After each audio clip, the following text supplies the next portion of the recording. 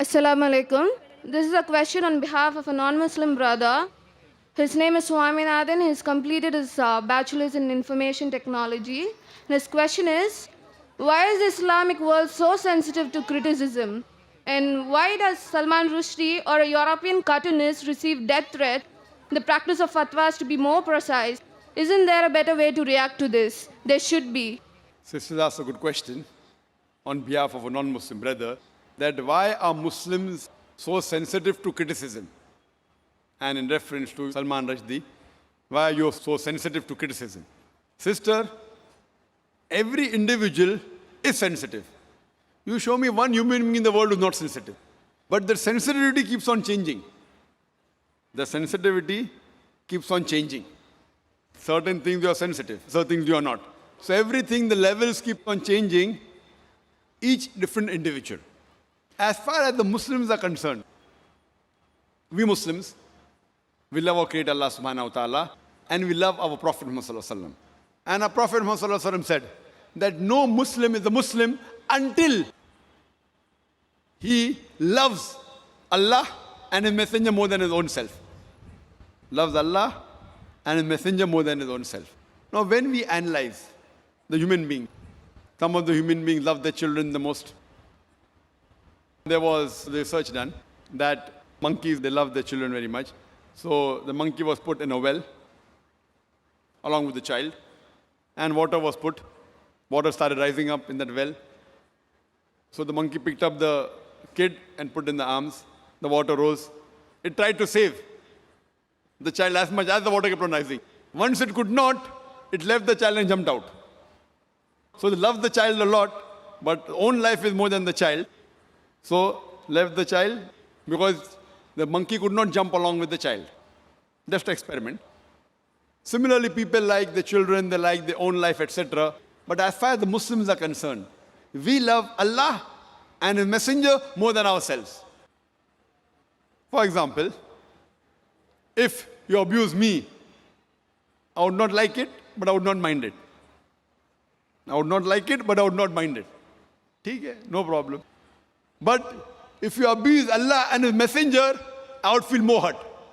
It is not sensitive, it is because they are the closest to me. So to the Muslims, Allah and the Messenger are the closest. Even closer than our children, closer than our wives, closer than our husband, closer than our own life. So that's the reason what you should say, your question should be reframed, that why do the Muslims love Allah and the Messenger so much? You tell me one human being. You get the human being, if you abuse him, you won't mind. But if you abuse on his mother, he'll get angry. If you abuse in the name of the mother, they get angry.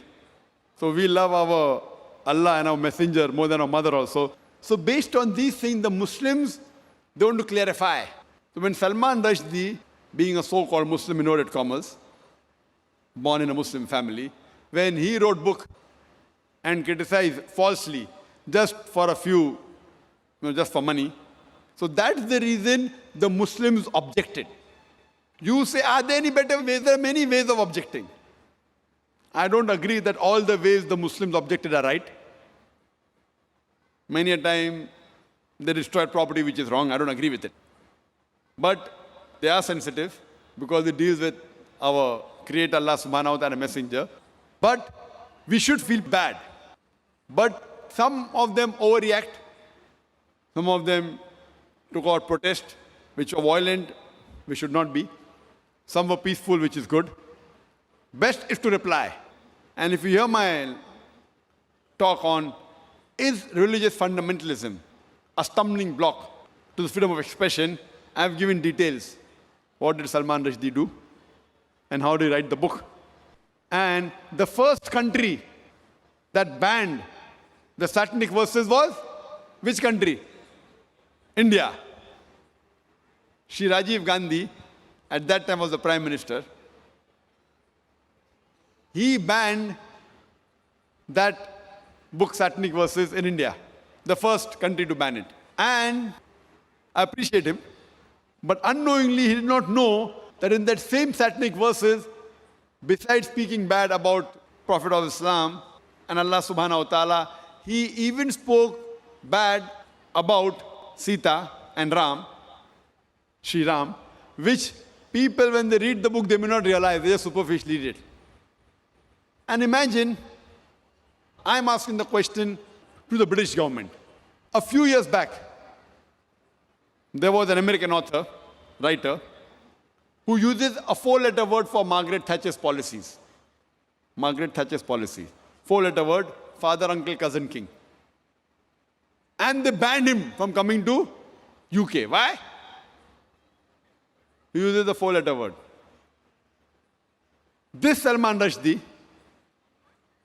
he uses the same word and makes it active, ing, many times for the British policy, for Margaret Thatcher, and he calls her, you know what, in his book, Maggie the bitch.